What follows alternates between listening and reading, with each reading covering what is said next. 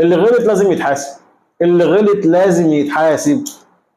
بس هل كل اللي غلط اتحاسب؟ سؤال لازم تفكر فيه شوية بعقلك قبل ما تجاوب عليه. في ناس كتيرة غلطت، وفي ناس كتيرة ما اتحاسبتش، وفي ناس كتيرة الدنيا عدت بيها.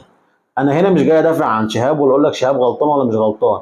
كلنا عارفين إن شهاب غلطان وقليل الأدب ويستحق ضرب الجزم، ويستحق إن هو يتحبس، ويستحق إن هو يكون عبرة لغيره عشان ما يعملش اللي هو عمله تاني ويقل أدبه على أي حد.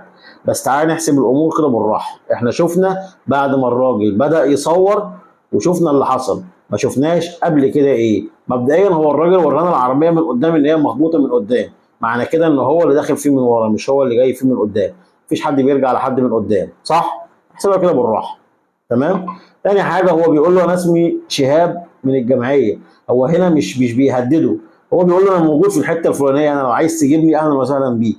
مبدئيا فين هي الجمعيه دي؟ منطقه في منشيه نصر، عشان في ناس كتير عماله بتسال فين الجمعيه فين الجمعيه. الجمعيه دي محطه او منطقه في منشيه نصر، مش بعيده يعني عند مساكن سعد المصري.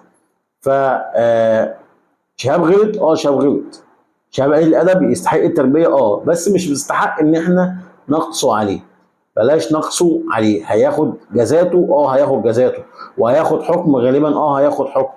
بس مش عايزين نقتله. هو في الاول وفي الاخر عيل 15 سنه وكان شغال على توك توك، مش شغال بلطجي ولا شغال بتاع مخدرات، يعني عايز يكسب لقمه عيش بالحلال.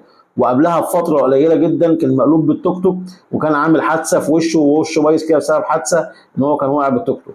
فيعني ربنا يسهل له هو اللي زيه، ولازم يتعلم الادب ويتربى. بس بلاش ان احنا نقصوا عليه قوي يعني. السلام عليكم.